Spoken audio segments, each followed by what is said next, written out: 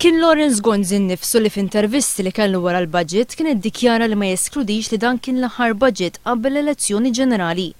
Fit-tmiem din il-ġimgħa deru rapporti f'numru ta' mezzi tax-xandir li kienu jgħidu li l-Prim Ministru tkun imħeġġeġ jikkunsidra li jsejjaħ elezzjoni ġenerali f'Marzu tas-sena d-dieħla. Quddiem sitwazzjoni fejn qed jiżdied sew id-diskors dwar elezzjoni ġenerali bikrija, Lawrence Gonzi l-erba' filgħaxija inqeda b'riċeviment f'Kastilja biex jipprova jibbaxxi l-aspettattivi li kienu huwa l-ewwel wieħed li jolla.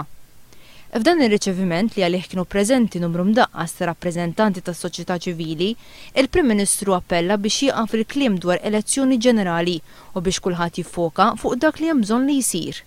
Żied li l-unika elezzjoni li se ssir f'Marzu tas-sena d-dieħla hija dik tal-Kunsilli Lokali. Din id-dikjarazzjoni tal-Prim Ministru flimkien mal-ultimatum ta' Franco De Bono reġgħu ħarġu fil-beraħ l-instabilità tal-Gvern.